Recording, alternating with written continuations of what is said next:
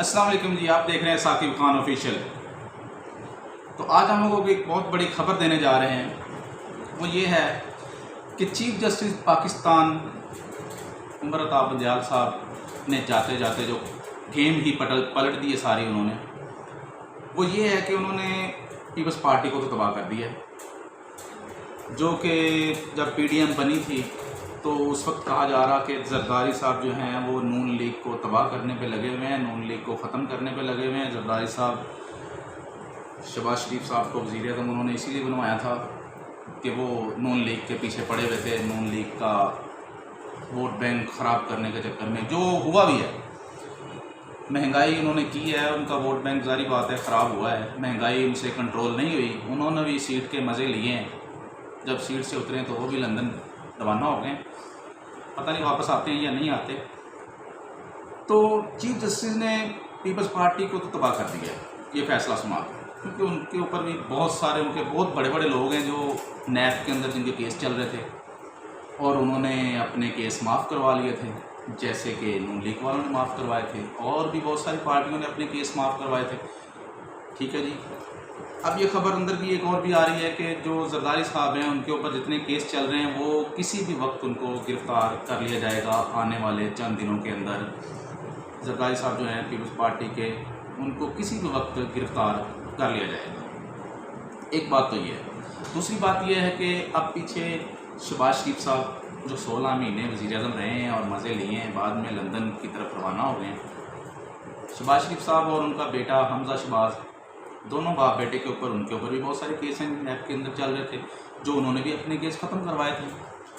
अब वो लंदन जाके बैठ गए हैं और वो बाप बेटा भी परेशान है कि चीफ साहब ने तो फैसला दे दिया, अब हम क्या करें, हम पाकिस्तान आएँ या लंदन में रहें, अब क्या करें।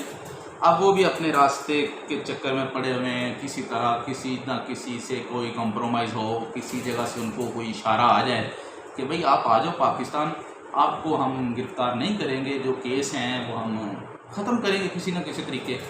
अब वो ये रास्ते तलाश करने पे लगे हुए हैं। ठीक है जी। और बाकी जो नैब का फ़ैसला कलअदम करार दिया गया है, इस बात पे हम खान साहब को तो सलूट पेश करते हैं कि खान साहब के ऊपर भी नैब में केस हैं। ठीक है जी। जब उन्होंने ये नैब की जो दरख्वास्त दी थी कि जी ये जो केस नैब के ख़त्म हो रहे हैं ये नहीं होने चाहिए, नैब तनमीन के ख़िलाफ़ उन्होंने दरख्वास्त दी हुई थी।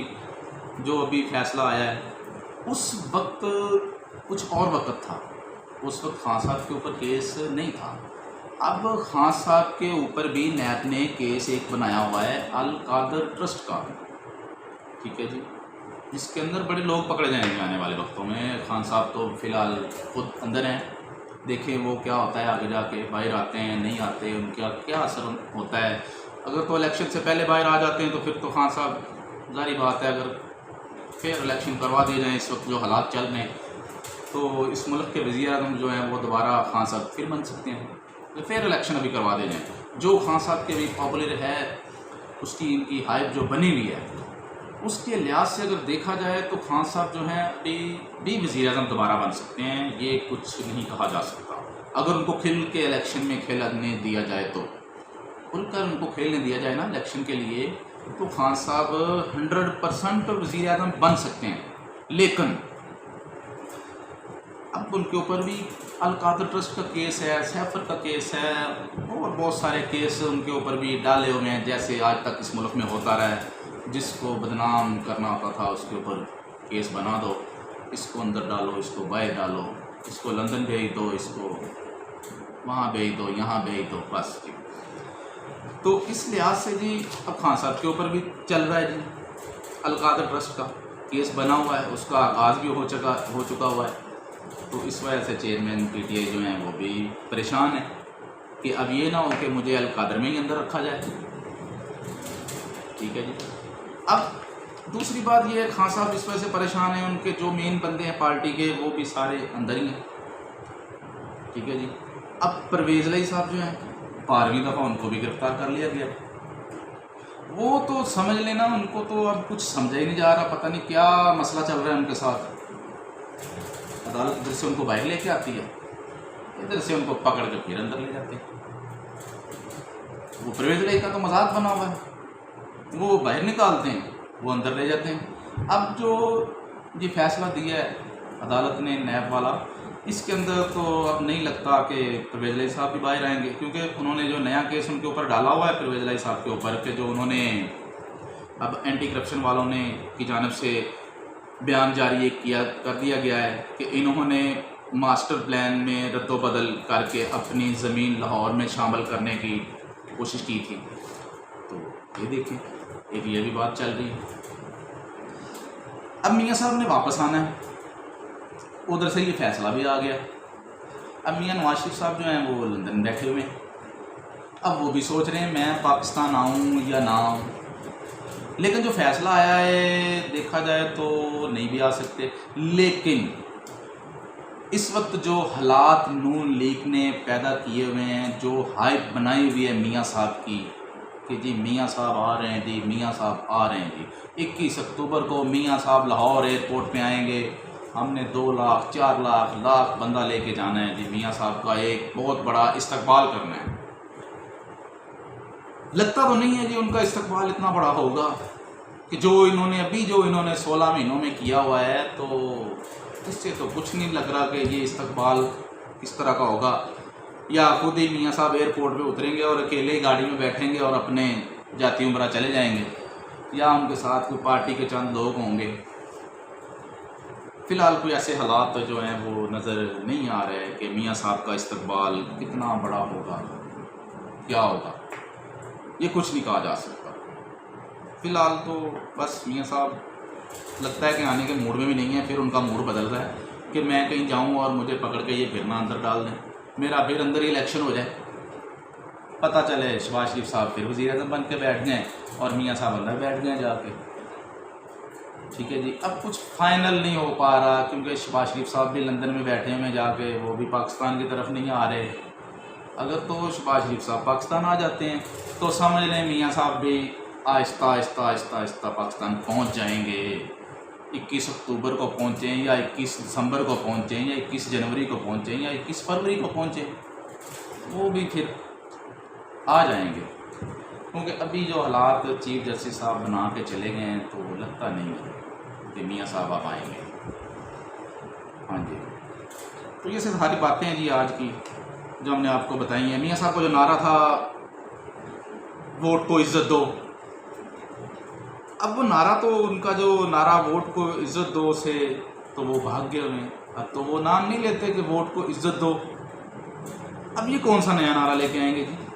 वोट को इज़्ज़त दो वाला नारा तो इनका जब इनकी हुकूमत बनी थी पीडीएम की उसी वक्त ख़त्म हो गया था, वो तो ख़त्म हो गया नारा इनका। अब कौन सा नया नारा लेके आ रहे हैं जी? महंगाई। अब नया नारा वो आ रहे हैं जी मियाँ साहब इस मुल्क को कंट्रोल कर सकते हैं। अब मरीम बीबी रोज़ टीवी पे आती हैं, बातें 4-5 करके चली जाती हैं कि जी मियाँ साहब ने आना है तो मुल्क से महंगाई ख़त्म होनी है, मियाँ साहब आएंगे गरीब का सोचेंगे। पहले आपकी इतनी गवर्नमेंटें आई हैं, क्या आपने गरीबों का सोचा है? ये भी 16 महीने आपने गवर्नमेंट की है, क्या सोचा आपने गरीबों का? उस वक्त आपको गरीब की याद नहीं है तो गरीब मर रहा है। अब आए दिन महंगाई हो रही है तो गरीब तो मज़ीद मर रहा है। अब आपको याद आ रही है कि मियाँ साहब आएंगे तो मुल्क को किसी अच्छे रास्ते पे लेके जाएंगे। अब समझ नहीं आ रही मियाँ साहब लंदन से कौन सा जादू लेके आ रहे हैं जो उन्होंने आना है इधर छोड़ना है और हालात बेहतर हो जाने, ये कुछ समझ नहीं आ रही हमें तो। चलो खैर, मियाँ साहब आते हैं तो देख लेते हैं 21 अक्टूबर को क्या जा रहा है जी। मियाँ साहब वापस आ रहे हैं तो देख लेते हैं। बहरहाल जो chief justice of Pakistan उमरता Bandial साहब ने डंडा फेरा इनको, तो इनको पर एक दफ़ा पता चल गया कि हमें डंडा फेर दिया गया है। ये सारे एक दफ़ा जो है ना सुकून में आ गए हुए हैं, सख्ते में हैं ये सारे के सारे सख्ते में लगे हुए हैं, सोच रहे हैं क्या करें क्या ना करें। और खान साहब आपको सलूट है, आपने अपनी तरफ नहीं देखा कि मेरे ऊपर भी केस है तो आप एप्लीकेशन वापस भी ले सकते थे।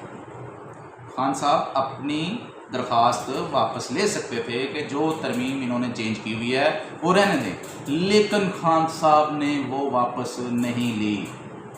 क्यों नहीं ली ये खान साहब को पता है, और आप लोगों को भी सोचना चाहिए कि खान साहब ने ये चीज़ वापस क्यों नहीं ली। खान साहब वापस ले लेते तो खान साहब के ऊपर अब्दुल कादिर का केस ही बंद था, ख़त्म था, वो कुछ भी नहीं होना था। अब्दुल कादिर में अब्दुल कादिर ट्रस्ट केस वहीं पे बंद हो जाना था, क्लोज हो जाना था। तो अब ये खान साहब आपको भी सलूट है हमारा फिर एक दफ़ा कि आप इस तरह करें, किया है आपने। लेकिन खान साहब आपकी भी जब गवर्नमेंट रही है तो आपने भी कोई महंगाई कम नहीं की, आप भी महंगाई ऊपर ही लेके जाते रहे, सोचा आपने भी नहीं है। अब आप पछता रहे होंगे शायद कि मैं गरीब के लिए कुछ सोच लेता, तो आज शायद गरीब आपके लिए भी सोच लेता कि खान साहब अंदर हैं। लेकिन अब कोई आपके लिए बाहर नहीं आ रहा खान साहब, बड़े अफसोस की बात है कि अब आपके लिए कोई बाहर नहीं आ रहा। क्यों नहीं आ रहा ये आपको बेहतर पता है खान साहब। ओके जी, अल्लाह हाफिज़।